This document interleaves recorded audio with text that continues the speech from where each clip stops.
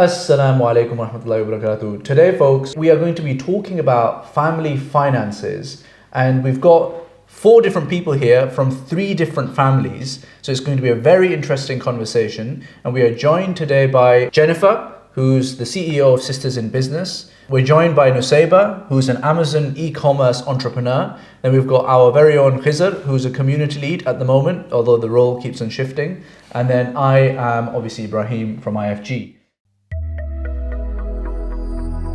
So folks, I wanted to start off by talking about how do you guys do it at home? And I want to start with you, Khizar, first, because you're at my left. And then I want to come to you, Nusaybah, his wife, and you can correct anything that he's got wrong. Any mistakes? Yeah. So, I think me and Nusaybah follow a bit of a traditional model in the sense that I am the main breadwinner. I take care of the rent, the bills, and Nusaybah, she looks after the home, the kids, but she also works on the side. So, wherever, if I ever fall short, then, she's happy to support there. And I think generally, we jointly manage finances, though she's better at the maths than I am, because it's something that I actively avoid looking at. I'm more of the take the card, don't look at the bank balance and just kind of tap away. But she's the one who kind of keeps an eye on and keeps things in check. Is that about right? Yeah, literally. How do you find, Nusaybah, because in our relationship, I'm the one who looks at the finances and keeps an eye on things. And every so often, because Sumaya has an Amex card, and that's the card that she spends from. And I don't think she fully realizes that ultimately the Amex card needs to be paid off. And this is something that I think she benefits from, because I find out a month and a half later, and I'm like, what? Yeah. Too late to return anything with that. I know, exactly. So I'm fascinated because you're obviously the woman in the relationship, and how do you find it? Because I'm the one who does it, in our relationship. No, in our relationship, so in terms of finances, he brings the money in and I manage it. I think that's the best way to sum it up. So we have a joint account. Obviously, his salary comes into that, and all of our bills, our rent, everything goes out from there. But if I'm being honest, if I just left it to him. I'm like the guy that basically says, "Have tawakkul in Allah, everything will be okay, don't worry." You're the guy that spends from the account without checking what's left in the account. But yeah, so I go through the account and I'll kind of budget and say this is how much we need for bills, this is how much we need for groceries. So we kind of split the labor like that. What's your biggest expense? Rent would definitely be it. What would you say that as a percentage? You live in London, right? Yeah, so I would say it's probably about 60% of my... No, not 60%. Of the joint, let's say you two combined, how much would it be? Of our monthly expenses? Oh, yeah. Yeah, 60%. 60%? Yeah, I reckon so. I think 40, 50. Maybe it might be 50, but no, it's... Because groceries, petrol, bills, all of that adds up. Yeah. I think... Okay, maybe 50, 55, just right, over or something like that. Khizar, while you do the maths... I think it's about 40 or 50%. I want to turn to you, Jennifer. How do you guys do it? So again, very traditional, just like Khizar and Nusaybah, although I'm the one that spends without checking the bank balance. Oh. So I have a very unhealthy relationship with money. What I did, let me say that I had a very unhealthy relationship with money, and I would spend whether it was there or not. My husband is the budgeter. He's the one that, we should spend this month or that month. He's very much on the ball when it comes to looking at bank statements. I don't look at bank statements. But yeah, so it's only up until recently where I've decided for the last year to actually build on have much more financial hygiene. So looking at my bank balance, looking at what I'm spending, is it needed, etc., etc. But just I think the difference between me and my husband and Khizar and Nusaybah is we don't have a joint bank account. So everything goes into separate bank accounts, and he pays for everything, bills, food, everything. And I look after whatever I need. But then extra stuff, so if, let's say for instance, my husband wasn't with me, I can spend it and know that he'll give me back the money. So it's different in that sense. That's really, really fascinating. And when you talked about, your husband doing the budgeting, how often does he do that? Does he do Every month. Oh, wow. Every month. He will lock himself away in the room. He'll bring out all his bank statements. He'll get his phone out, notepad, everything, and he'll do all of that. And I think that's because he's seen his parents do a lot of that. His dad has a very successful business, and so budgeting is part of what they have to do. I think he's just grown up seeing that. So my husband is very, very strict on making sure that he knows what's in there. And even before money comes in or goes out, he knows exactly what will be left after doing the whole budgeting thing. It's interesting that you mentioned your husband seeing his parents, because similarly in my household, when I looked at my parents, my mum was the one who did the household management, because she knew exactly what the kids needed. Yeah. She knew what finances were coming up. Whereas my dad, it was a very traditional Pakistani family in the sense that he would work 7 days a week, he would work night shifts, so he wasn't really that aware, okay, what do we need in the house? Obviously, whenever my mum would say can you get bread, can you get milk, he would pick up those things. Yeah. But when it came to, okay, the kids need new shoes this month, or next month they've got a field trip, that kind of thing, only my mum knew. Yeah. So that's why she would always manage the finances. And I think it's most likely that I've kind of taken that from my parents. Mm. Definitely, I agree, because my mum wasn't very great with finances either. And Fair. so, yeah, we definitely become products of our environments, isn't it? But I think what's interesting is that I haven't picked up the skill from my husband. I've just kind of left him to do it. And honestly, I'm so bad. I don't even look after my own passport. He looks after everything. He's very precise and and I guess it's having that balance, isn't it, in the relationship? But yeah, it's like I said, it's only up until recently I've been able to look at, what credit scores are and how that impacts your financial health, and looking at different ways I can clean up financial health as well, my financial health anyway. But up until that point, I had no interest in looking at what I was spending and against what we shouldn't be spending and what we should be spending. That's fascinating. I think with both of my parents, I think they were both quite on it. My dad did obviously the earning, and my mum was the one who knew about the clothes and the what stuff you have to buy. But I think they were both pretty savvy with their finances. So I think my mum made a bunch of investments. Whenever she got an inheritance or something, she was savvy with it. And I think my dad tried a lot of entrepreneurial projects which didn't really quite work out. So he got cold feet just near the end. He would get cold feet, which I think is to be honest, a good thing, because he was a doctor. He didn't I think for him it was an ideal that he wanted to be an entrepreneur, but he wasn't really that wasn't actually I think what was right for him. So I think I benefited from both of them in that respect. But I wanted to ask you guys, what is the big financial goal that you guys have as a couple right now? And let me start with for us. I think for us, we bought our house, so that's on that Islamic mortgage at the moment. When I left the corporate career, and Sumaya was taking a bit of a career break at some point for the kids as well, we both basically had no savings. It was just kind of making it work. But I think now that Sumaya's obviously back at work and she's now going to go, I think, full time next year. And things that IFG stabilize. I think for us the next step is let's try and actually start making savings, where you can properly invest and do stuff. And I've been threatening to do that on our videos for the last 6 months, but I actually want to actually start doing that now, inshallah.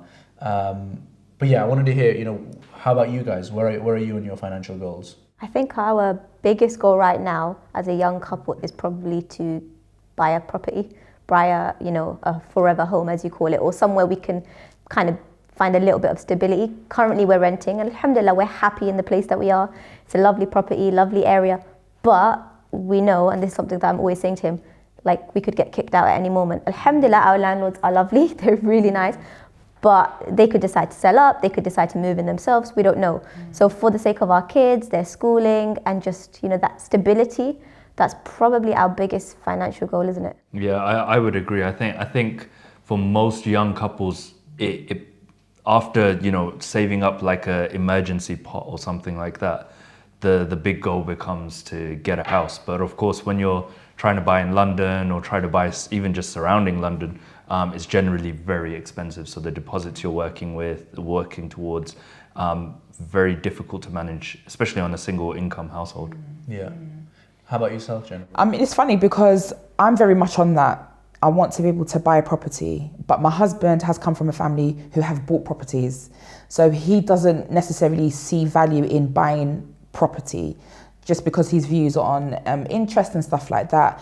And I'm very much, I think this also stems from my time of being homeless and having that security in having somewhere that's my own, that, that I can rely on.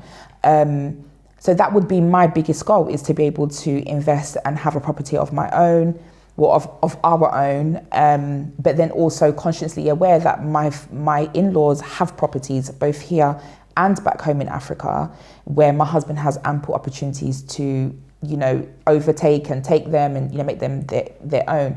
But also I think, because I've been brought up with the mentality that you should always have your own. So as much as I love the fact that, people buy properties together, I think for me there's still a bit of a fear that if we buy something together as big as a property and something goes wrong and you're not together, how do you navigate that space? And I think, again, it's come from that security aspect of protecting myself. And I'm not saying that's necessarily the right view.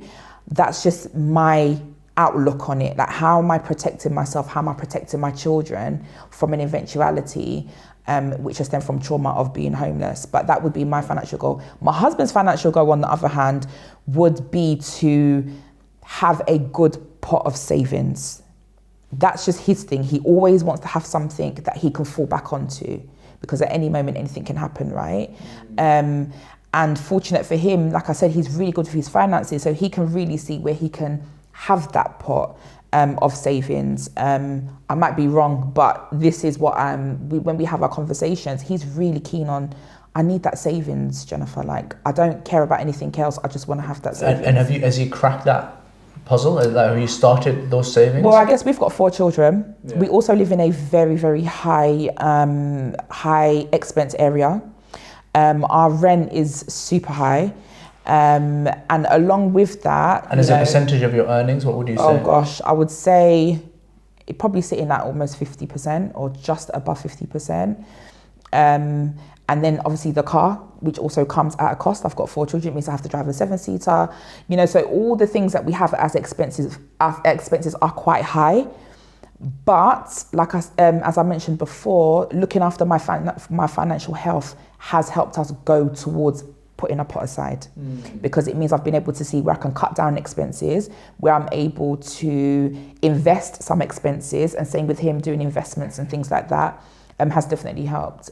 So yeah, I would say we're one step closer, but we're still getting there. And how, because you had slightly different goals, right? Yeah. And I think it's really interesting that, the goals stem from, your perspective. Like, you're married for 20 years, but still there's that, initial, I guess, trauma, right, of the homelessness that is there. And for your husband, who supports the household, for him it's the worry is, what happens if I can't do that? And you want to have that. But how do you guys navigate, slightly, I guess, different goals here, right? How do you think about that? So when we're having conversations, he does remind me that, the end goal for myself shouldn't be that property, right? And again, I think because he's seen his parents really struggle with buying property and selling it and buying it and selling it, that his views on it is going to be very different. Whereas, when we are talking, he just wants to keep pushing me towards, even if you have the property, if you don't have anything in the pot, even with the property, you're going to be back in the same position anyway. So we're managing it by, sometimes I'll chill on the fact that I really want a property, and I can understand and be like, okay, maybe I need to chill. But then sometimes there's something in me that's like, no, I need a property. or I need to get on the property ladder, or I'll push my children to be on. I need one of them to have that security at least. But it's a struggle. It is a struggle, because when you want something and your partner wants the same thing in essence, but in a different way, it can be difficult to let go and just be like, okay, I trust what you're saying is the final. But again, that trauma inside me won't let it go. And how do you guys, Khizar and Nusaybah, how do you guys deal with, the inevitable frictions that come up when, there's like a slightly different view on finances and, investments and what have you? So, like naturally, as we've talked in, or you've said in other videos, Ibrahim, that, money is like the biggest issue when it comes to marriage. And I think I don't think we've ever had a big argument or blow up about it, but usually what ends up happening is that we'll sit down and have a conversation about okay, this is what needs to be spent, and our ideal is always that we monthly sit down and do the budgeting before the salary comes in, so we know that what's going where, any expenses for the month we brief each other on. That's what we try to do. That's the ideal. When you say we, I was going to say, that's probably the biggest argument, me trying to get him to sit down and do it with me. It's not an argument. It's more Khizar, we need to sit down. And I'm like, no, I need to write a script for Ibrahim. That's literally it. He uses IFG as an excuse. It'll be 10 p.m. and she'll be like, oh yeah, we should sit down and do the finances. I'm like, no, I've got IFG work to do. And he'll continue putting it off until I do it. So what you should do instead is make the conversation a script, because that alone is great content. True.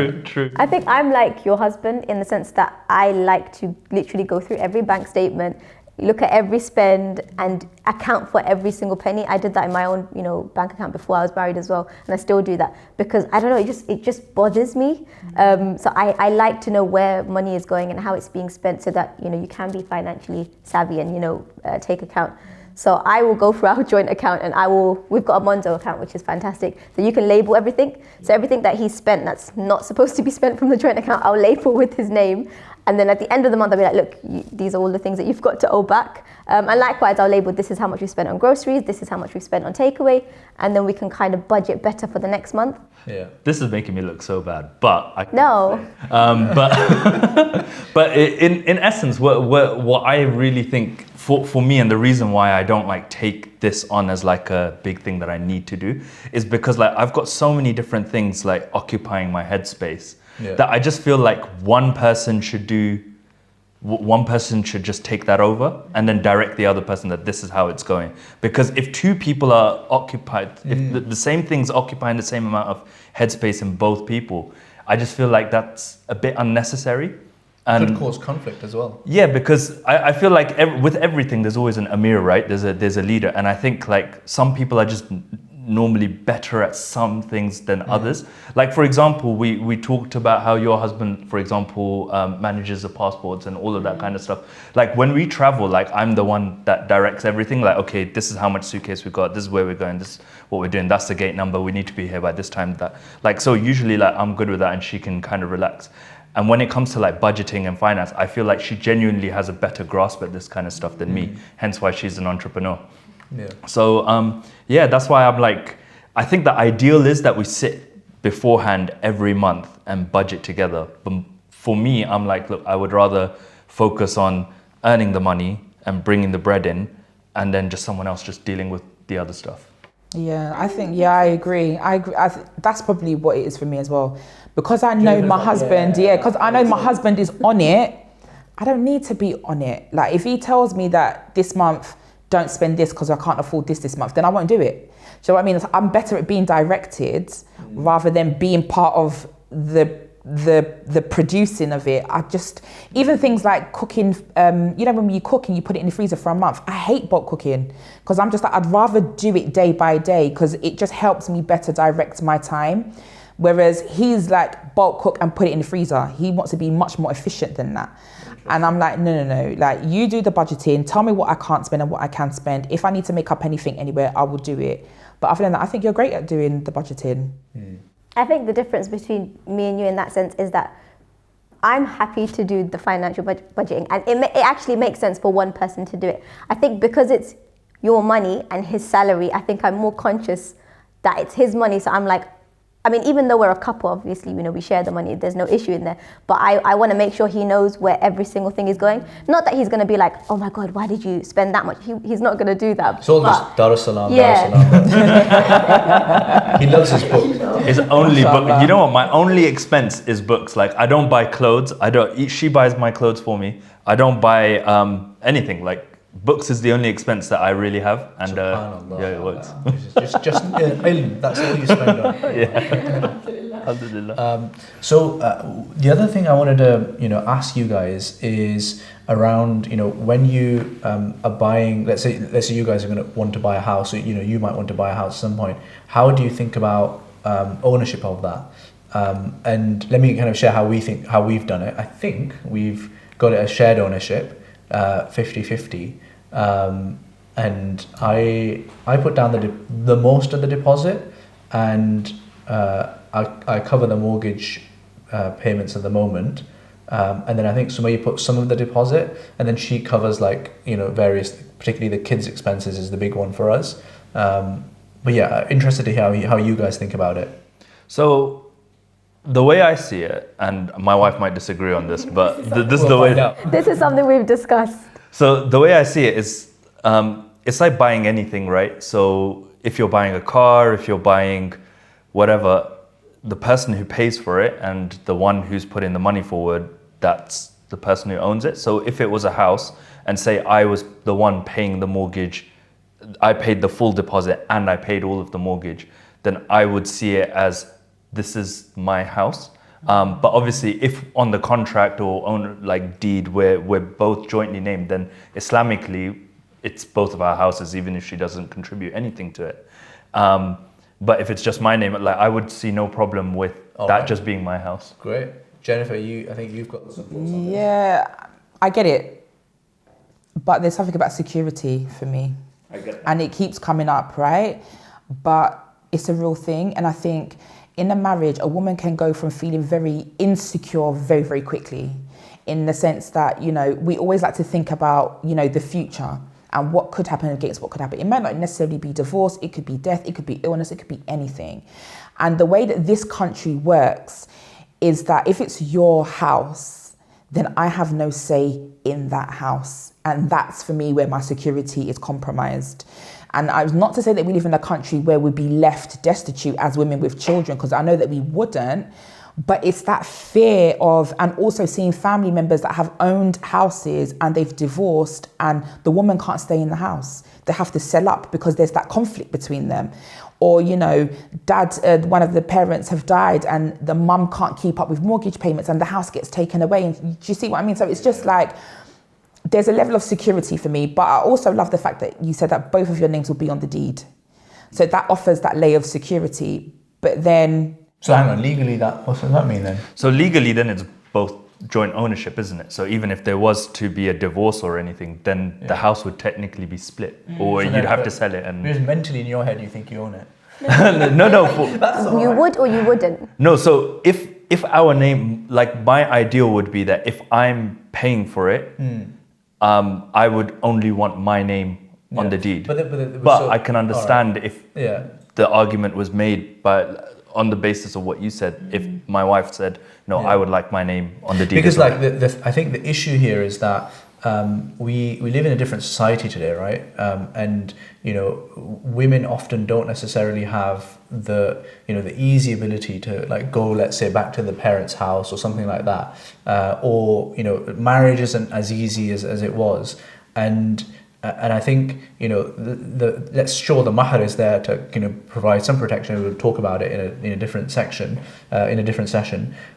But if the woman doesn't have that, you know, that kind of comfort, and she is actively not working, but for many women they're actively not working or not working as much as the man, then I think that's kind of tricky to balance. What I would say is, logically it makes sense to put whoever's paying towards it as owner, but I completely understand what you say. I mean, for us, alhamdulillah, we've had this discussion and it's not a major thing because, you know, alhamdulillah, we're in a, good relationship, etc. But there are many women and men that are not in stable relationships, and if it does come to a point where you do have to divorce or something happens, it becomes very, very messy.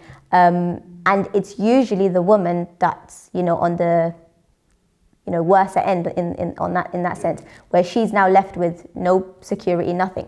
And the way I see it is, a woman sacrifices everything, or potentially sacrifices the ability or the opportunity to make that money for herself and buy a property so that she can stay home and look after the kids. So in essence, she should technically be paid a salary for that, in a sense. So sometimes I see if a man was to split the house and say, look, I'm going to put it onto both of their names, as a couple, you're both contributing to the running of that family. Just because he's earning the money, you're still contributing to the building of that house. So I mean, it's a personal choice, and logically I understand the money is whoever's putting it in. But if you're a couple and a family, then and you're all contributing, because realistically, say if you did buy a house and it was your money and you put it on your name, the way I see it is you're only able to work those hours because I'm taking care of your children, Whereas if I decided that actually I'm gonna have a job, or I'm gonna work, I could potentially grow my business to an extent where I am able to buy my own property. Yeah. But where does that come in? That's an interesting question, because you have these big famous divorces, right, where Jeff Bezos or Melinda Gates, and I don't know what Jeff Bezos' wife is called, took huge chunks of the Microsoft or Amazon fortune that the husbands had created, right? Mm-hmm. How do you guys think about that? And I want to go to the ladies first, the ones with the businesses, because it's different. Yeah, I mean, I wouldn't go for his business. It's his. He grew it. He sacrificed for it. Yes, I was the support. Yes, I was able. I also put into it because of the time and effort that I used to support him in doing it. But I wouldn't touch it. Same way I wouldn't want him to touch my business in that respect. So in that respect, for me, I wouldn't see it as that. I would just leave it as, it's your business. Of course, you take it. Same thing with the house, to be fair. Like, even if he did put it in his name and he decided to take it, you take it. Like, it's not, I wouldn't, be harmed by it. But, I don't know. There is a level of, for me, that, there is, because I know he wouldn't touch mine, I wouldn't touch his. And that's because I know my husband and he knows me. Whereas somebody else's relationship, the dynamics is very different. So they may be a part of the woman is like, no, I want. And again, it's because of that, what you said about sacrifice.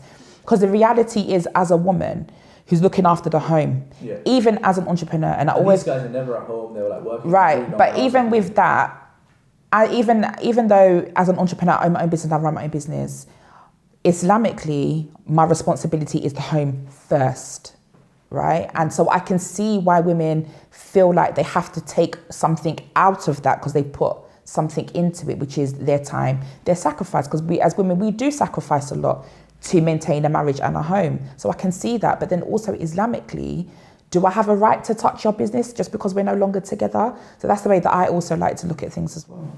Great. And I want to wrap up, because we've touched on so many different topics. I want to wrap up with some top tips from you guys on marital finances, and rewind 5, 10, 20 years, however long you've been married. What would be the advices that you would give to someone when they're just about to start when it comes to finances? I think for me, for the woman, is making sure that your financial health or your financial hygiene is as clean as possible. Not only because you're going into a marriage, but just because you're able to sustain yourself within your marriage as well. And also just understanding what his financial expectations are when you're going into a partnership like a marriage.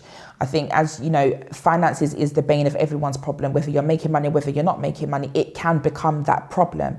And also, just as a Muslim woman, understanding the haqq that Allah has given you when it comes to finances. So, and that was a big thing for me, because it took me a while to understand that as much as my husband is the breadwinner and he pays for everything, every single penny that I put into the home is a form of sadaqah jariyah on my side, because it isn't an obligation for me to do so. So that would just be my bits of advice. I think as a couple, look at your dynamic and look at what your strong points are, and then support each other and help each other in, you know, those spaces. So for example, my strong point is the budgeting, your husband's strong point is the budgeting. If that's your strong point, then do that. You know, if you have another skill set, then work together to to budget and, you know, manage your finances in the best way. Yeah, I echo both of what the sisters said. My top tip would probably be communication, and I think like this is an overarching key tip in marriage overall, that just communicate everything and anything. Like you can never over communicate in marriage, and I think when it comes to money, it's always just best to be clear about things. Like if you know you've got a debt, then just communicate that, and if you know you're going to be spending a certain amount, then communicate that. If there's some uncertainty as to how money is going to be managed, whether before marriage or after marriage, then just always communicate that to your partner and have that discussion. Open, transparent, calm discussion. Don't let it blow out into a fight. Talk about it rationally and logically, I think. Yeah. So I've had the benefit of listening to all of you. So I've had a chance to think of a few tips. One is, I think, understanding different perspectives, because I think a lot of time, again, this is a general marriage tip. You know, people come from different households, families, and backgrounds, and what that is a norm for them is not the norm for other families. And a marriage is a kind of clash, right? A constructive clash between two different ways of being. And money is an important, you know, lubricant to all of that. So I think, you know, having that kind of understanding that there will be differences, I think is crucial. And then I think linked to that, having the second point is leniency. You know, two different ways of being right as well. So for example, you know, with my I guess upbringing, it was I think a lot more ascetic or austere than my wife's, for example. Even though I'd say we're probably from a more affluent background, relatively speaking, but I came to appreciate that spending once but more is better in some circumstances than going for something very cheap. And that that's something that kind of you learn over time. And then I think the third thing is like not having a really kind of rights-based approach and like a legalistic approach to marriage and finances, and saying that, look, this is the Quran, this is the Hadith, this is what these are your rights, these are my rights, this is what we must adhere to. Because I think that marriage doesn't work like that.